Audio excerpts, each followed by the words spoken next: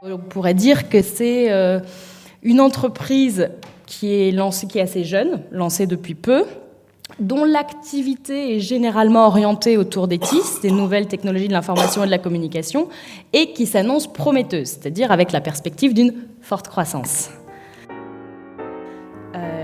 La start-up, c'est un modèle économique assez particulier, donc avec des demandes assez particulières. Et si d'aventure, vous deviez postuler dans une start-up, dans un entretien d'embauche, il y a un certain nombre de qualités à mettre quand même en avant.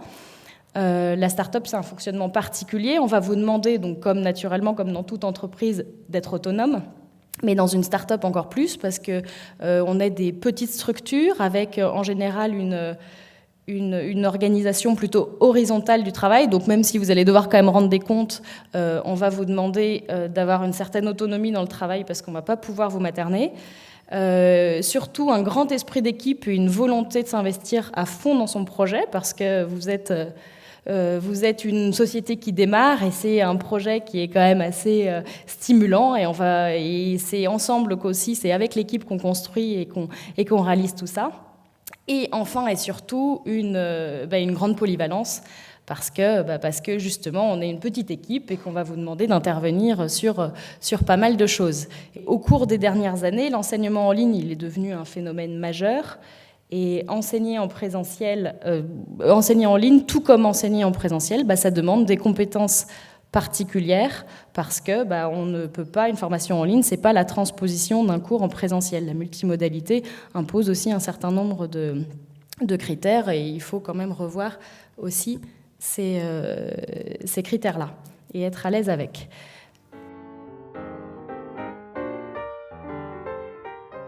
Alors j'encourage vraiment tous les étudiants qui ont des affinités particulières pour l'enseignement, en tout cas dans le contexte actuel, de se former vraiment à l'enseignement à distance, parce qu'à mon avis, c'est un marché qui est en train d'exploser et qui peut être vraiment un vrai atout, à mon avis, pour votre candidature et puis surtout pour votre carrière future, que je souhaite longue et fructueuse. Dire toujours oui, qu'on vous propose des petites histoires, des manuels bas niveau, du C2, tout est intéressant en français langue étrangère. Tout, des petites histoires, de la grammaire, tous les domaines sont passionnants, c'est sûr. Même si, c'est pas mal de se spécialiser un petit peu, mais c'est bien aussi de découvrir d'autres domaines.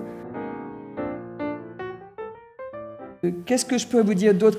Les possibilités de se faire embaucher par des maisons d'édition, ils demandent toujours quand même des gens qui ont une expérience de prof.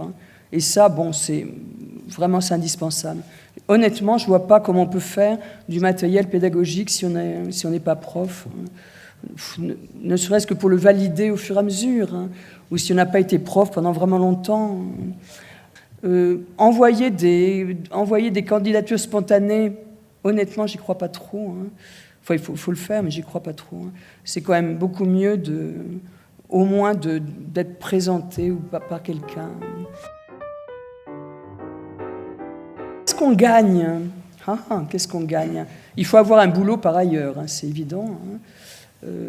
Quelquefois, on gagne... C'est un peu comme quand on est vacataire. Quelquefois, on est submergé de boulot, parce que si ça marche bien, on ne sait plus à quel téléphone répondre, tout le monde vous veut, et puis après, plus personne ne vous veut, c'est les vaches maigres pendant quelques mois. Et dans les maisons d'édition, je pense que c'est un peu comme ça aussi. Moi, je vous conseille je ne devrais pas dire ça parce que je fais du matériel pédagogique, mais il faut mieux faire son propre matériel. C'est tellement intéressant, de faire son matériel. Et puis, selon la classe que vous avez, il faut vraiment adapter à la classe qui est là, à tel étudiant, tel élève. C'est ça demande énormément de boulot, mais ça doit être tout à fait individualisé, je crois, la création de matériel pédagogique. Le suivre un manuel, honnêtement, si on ne rajoute pas des quantités de choses, c'est parfaitement ennuyeux. Et puis même la progression, il y a une progression, elles sont bien faites, les progressions, elles sont basées en général sur la progression grammaticale. C'est quand même le socle des progressions. Il ne faut pas rêver, même si on dit que ce n'est pas comme ça, mais c'est quand même vraiment basé sur la progression grammaticale. mais rien ne vous dit que, je ne sais pas, par exemple, je prends un exemple qui est classique, hein, le passé composé, il arrive presque toujours trop tard dans les manuels, hein, parce que le passé composé, on en a besoin immédiatement pour expliquer ce qu'on a fait la veille. Et s'il faut attendre 3 mois avant de pouvoir... puis on ne va pas expliquer ce qu'on a fait la veille avec un présent, ça ne veut rien dire, ça. Donc il ne faut pas hésiter non plus à triturer, à tripatouiller dans les manuels. Hein. C'est tout sauf sacré, de toute façon, le matériel pédagogique. Alors, quelles sont les compétences qu'on va demander pour ce type de poste? Vous verrez que c'est des compétences qui sont parfois assez loin, assez éloignées des compétences qu'on acquiert dans un master FLE. Alors, de l'ingénierie pédagogique multimédia, surtout de la gestion de projet, car il faut être en mesure de diriger une équipe, de planifier un projet, de déterminer un calendrier. Bien sûr, manipuler les outils, les TIS, savoir les utiliser en classe, donc soit en faisant soi-même des expérimentations dans la classe. Pour les conditions de recrutement, je vais aborder différents cas. Au Cavilam, ce qui est très important et ce qui prédomine par-dessus tout, c'est avant tout la dimension relationnelle. En conseil aux futurs diplômés, alors c'est valable pour le Cavilam, mais je pense que ça commence à s'étendre à de plus en plus de types de structures. On recherche vraiment des profils qui sortent du lot. De quelle manière? En ayant des compétences annexes, je dirais. Donc bien sûr une maîtrise des outils pédagogiques, des approches pédagogiques, donc une forte expérience dans le domaine de l'enseignement, peut-être de la formation, mais les compétences annexes sont vraiment les bienvenues. Qu'est-ce que j'appelle compétences annexes? Le marketing, par exemple, ça peut surprendre, mais je vais développer par la suite. La communication, le numérique, pour mon cas, donc j'ai été recruté sur cette compétence. Donc notamment la possibilité de développer des sites web, des applications tablettes. Donc ça, c'est des compétences qu'on acquiert un petit peu à côté du domaine du champ du FLE. Donc de manière principale. Alors, ça peut être le théâtre également, donc différentes disciplines artistiques. Mais donc, nous, au Cavilam, on recherche vraiment ce genre de profils qui ont une spécialité qui permettent justement d'aller un petit peu plus loin que la pédagogie pure. On valorise également de manière systématique les expériences à l'étranger.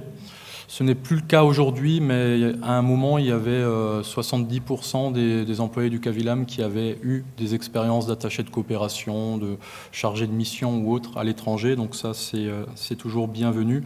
Bien sûr, diversifier ces expériences avec différents types de publics. Et la capacité à s'intégrer dans une équipe. Donc ça, c'est vraiment, je dirais, au-delà des diplômes, c'est vraiment une qualité qu'il faut avoir pour travailler au Cavilam. Il va falloir de plus en plus acquérir des compétences complémentaires à la dimension pédagogique. Est-ce un métier à part entière dans le champ du FLE? Je dirais que concevoir des fiches pédagogiques pour TV5 Monde ne l'est certainement pas. Il faut avant tout pouvoir être un bon enseignant, pouvoir assurer de la formation de formateurs et exceptionnellement, car ça représente un volume d'heures assez faible finalement sur les heures déclarées par les concepteurs pédagogiques, exceptionnellement ils vont pouvoir didactiser un extrait de reportage de TV5 Monde ou autre, mais ce n'est absolument pas le cœur de métier. Donc ça c'est important de le savoir, le cœur de métier reste la classe.